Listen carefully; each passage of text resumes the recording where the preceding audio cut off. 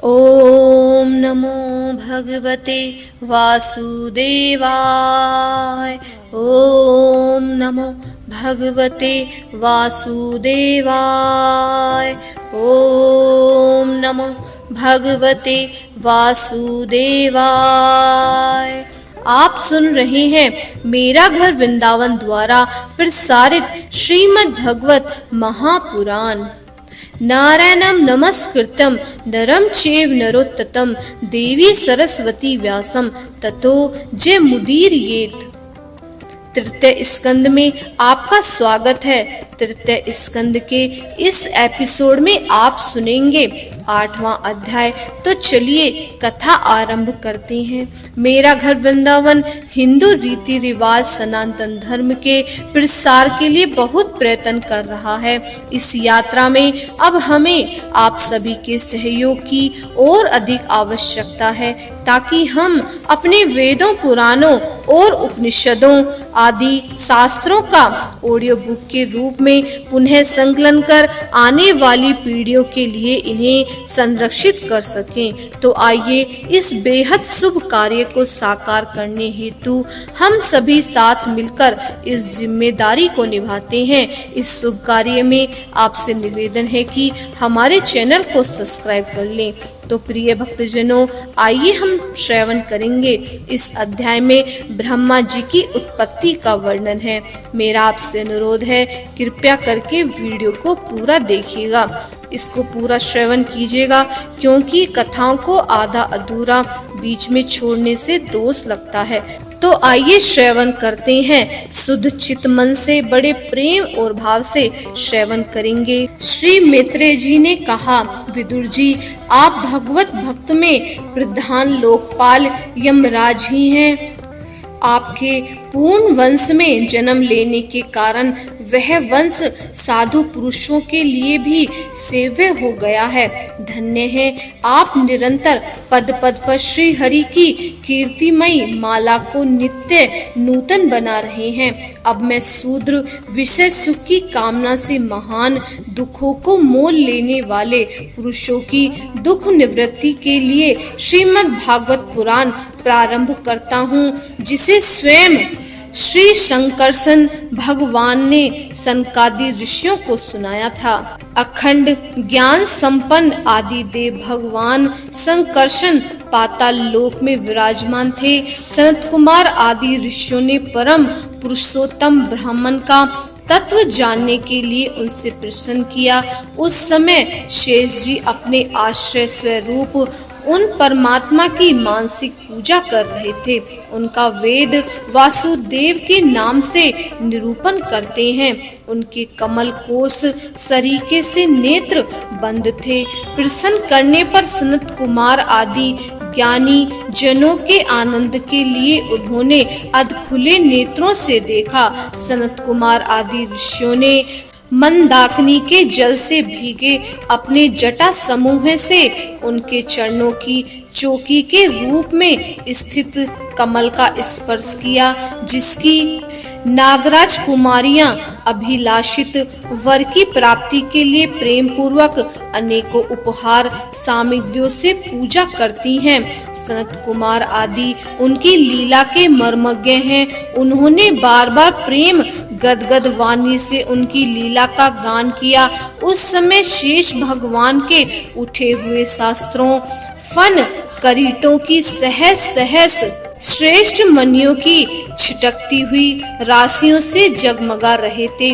भगवान शंकरसन ने निवृत्त परायण सनत कुमार जी को यह भागवत कथा सुनाया था, ऐसा प्रसिद्ध है। सनत कुमार ने फिर इसे परम व्रतशील सांख्यायन मुनि को उनके प्रसन्न करने पर सुनाया था। परमहंसों में प्रधान श्री सांख्यायन जी को जब भगवान की विभूतियों का वर्णन करने की इच्छा हुई, तब उन्होंने इसे अपने अनुगत शिष्य हमारे गुरु श्री पारस जी को और बृहस्पति जी को सुनाया। इसके पश्चात परम दयालु पराशर जी ने पुलुसत्य मुनि के कहने से वह आदि पुराण मुझसे कहा। वत्स, श्रद्धालु और सदा अनुगत देखकर वह वही पुराण मैं तुम्हें सुनाता हूँ। षष्ठी के पूर्ण यह संपूर्ण विश्व जल में डूबा हुआ था। उस समय एकमात्र श्री नारायण देव शेष सैया पर पोड़े हुए थे।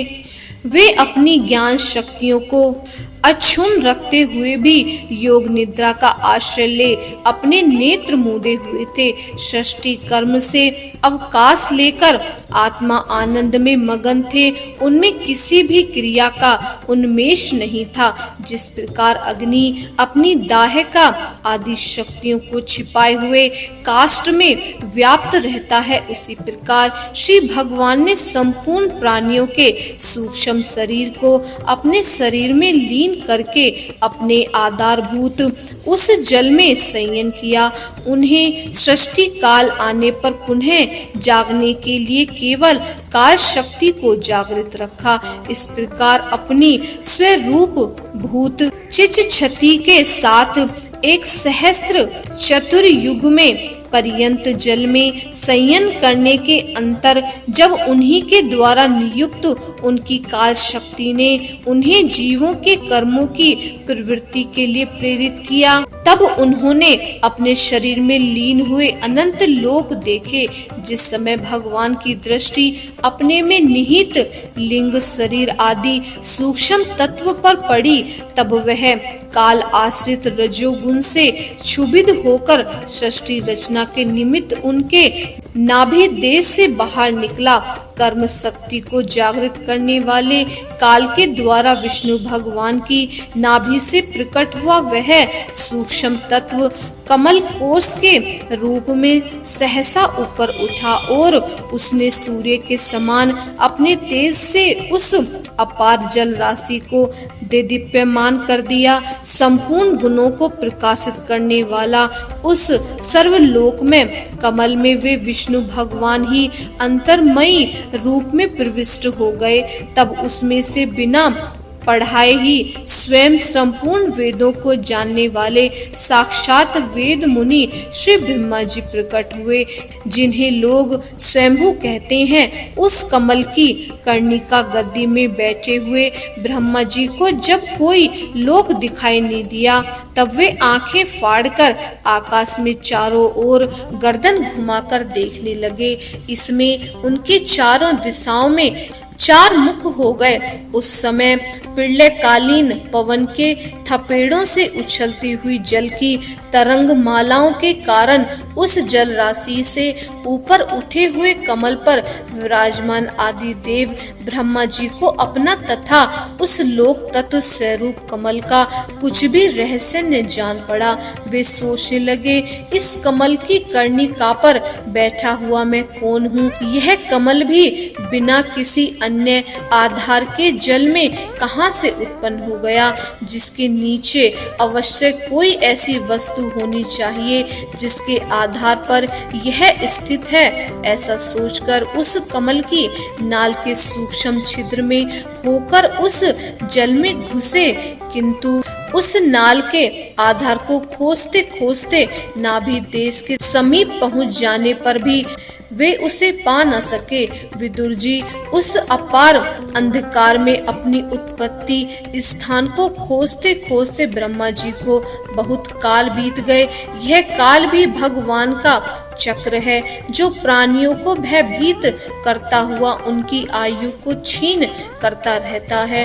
अंत में विफल मनोरथ हो वे वहां से लौट आए और पुनः अपने आधारभूत कमल पर बैठकर धीरे धीरे प्राण वायु को जीतकर चित्त को निसंकल्प किया और समाधि में स्थित हो गए। इस प्रकार पुरुष की पूर्ण आयु के बराबर काल तक अर्थात दिव्य 100 वर्ष तक अच्छी तरह योगाभ्यास करने पर ब्रह्मा जी को ज्ञान प्राप्त हुआ। तब उन्होंने अपने उस अधिष्ठान को, जिसे वे पहले खोजने पर भी नहीं देख पाए, अपने ही अंतःकरण में प्रकाशित होते देखा। उन्होंने देखा कि उस प्रलयकालीन जल में शेष जी के कमल नाल सदृश्य गौर और विशाल विग्रह की सैया पर पुरुषोत्तम भगवान अकेले ही लेटे हुए हैं। शेष जी के 10,000 फन छत्र के समान फैले हुए हैं। उनके मस्तकों पर किरीट शोभायमान है। उनमें जो मणियां जड़ी हुई हैं, उनकी कांति से चारों ओर का अंधकार दूर हो गया है। वे अपने श्याम शरीर की आभा से मरकत मणि के पर्वत की शोभा को लज्जित कर रहे हैं। उनकी कमर का पीतपट पर्वत के प्रांत देश में छाया हुआ सायंकाल के पीले पीले चमकीले मेघों की आभा को मलिन कर रहा है। सिर पर सुशोभित स्वर्ण मुकुट स्वर्ण में शिखरों का मान मर्दन कर रहा है। उनकी माला पर्वत के रतन जल प्रपात औषधि और पुष्पों की शोभा को परास्त कर रही है तथा उनके भुजदंड वेणुदंड का और चरण वृक्षों का तिरस्कार करते हैं। उनका वह श्री विग्रह अपने परिणाम से लंबाई चौड़ाई में त्रिलोकी का संग्रह किए हुए है।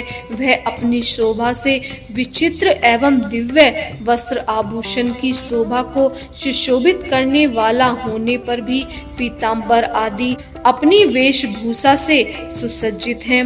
अपनी अपनी अभिलाषा की पूर्ति के लिए भिन्न भिन्न मार्गों से पूजा करने वाले भक्त जनों को कृपया पूर्ण अपने भक्त वांछल कल्पतरु चरण कमलों का दर्शन दे रहे हैं। उनके सुंदर अंगुली दल नख चंद्र की चंद्रिका से अलग अलग स्पष्ट चमकते रहते हैं। सुंदर नासिका अनुग्रह वर्षी भौहें कानों में झिलमिलाते हुए कुंडलों की शोभा बिंबा फल के समान लाल लाल अधरों की कांति एवं लोकार्तिहारी मुस्कान से युक्त मुखारविंद के द्वारा वे अपने उपासकों का सम्मान अभिनंदन कर रहे हैं।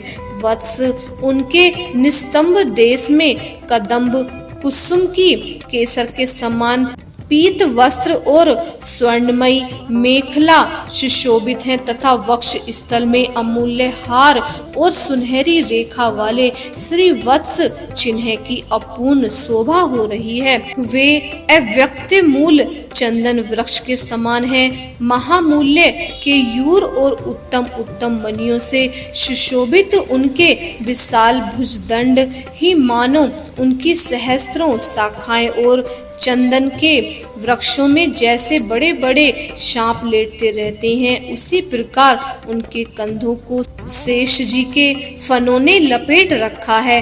वे नागराज अंत के बंधु श्री नारायण ऐसे जान पड़ते हैं मानो कोई जल से घिरे हुए पर्वत राज ही हों। पर्वत पर जैसे अनेकों जीव रहते हैं, उसी प्रकार वे संपूर्ण चराचर के आश्रय हैं। शेष जी के फनों पर जो सहस्त्रों मुकुट हैं, वे ही मानो उस पर्वत के स्वर्ण मनीत शिखर हैं तथा वक्ष स्थल में विराजमान कौस्तुभ मणि उसके गर्भ से प्रकट हुआ रतन है। प्रभु के गले में वेद रूप भौहों से गुंजायमान अपनी कीर्तिमयी वनमाला विराज रही है। सूर्य चंद्र वायु और अग्नि आदि देवताओं की भी आप तक पहुंच नहीं है तथा त्रिभुवन में बेरोक टोक विचरण करने वाले सुदर्शन चक्र आदि आयुध भी प्रभु के आसपास ही घूमते रहते हैं। उनके लिए भी आप अत्यंत दुर्लभ हैं।